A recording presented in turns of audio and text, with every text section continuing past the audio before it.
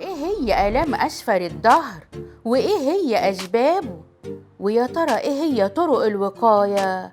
هقولك على كل حاجة، بس الأول ادخلي على اللينك واعملي اللايك. ابليكيشن الداية تقدري دلوقتي تعرفي منه أقرب صيدلية ليكي والتقييم بتاعها كام، وكمان عناوين ومواعيد الدكاترة، وكمان المعامل وخدماتها.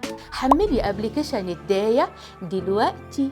أهلا بكم يا حبايبي، وحلقتنا النهاردة عن آلام أسفل الظهر عند الحامل، وبيبدأ في النص التاني من الحمل بسبب نمو الجنين وزيادة حجمه، وبيزيد كمان خصوصا أثناء النوم، وده بسبب زيادة تدفق الدم في منطقة الحوض والظهر.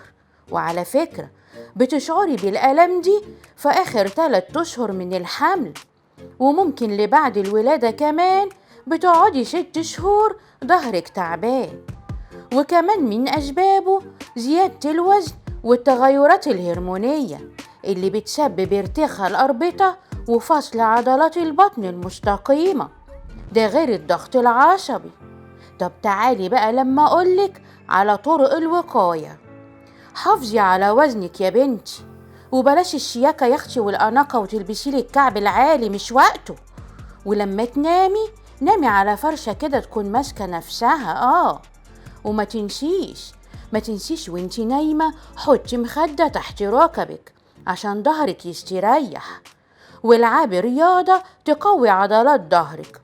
وخلي بالك يا بنتي من طريقة قعدتك، يعني اما تقعدي تحطي مخدة طرية من تحتيكي كده عشان ما تحسيش بألم. واحرصي يا بنتي على شرب اللبن، وكلي زبادي وجبنة قريش، واشربي لبن رايب كمان. وآخر حاجة يا بنتي هقولها لك، اسألي دكتورك في الصغيرة قبل الكبيرة عشان تكملي رحلة حملك على خير. وفي الختام يا رب تكوني بسلام. ما تنسوش هنتظر رسايلكم على صفحة البرنامج، وانا هرد عليكم على طول. واستنوني يا حبايبي في حلقة جديدة من برنامجكم الداية.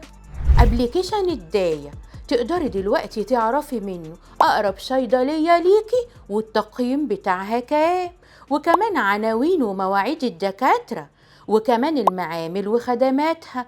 حملي ابليكيشن الداية دلوقتي.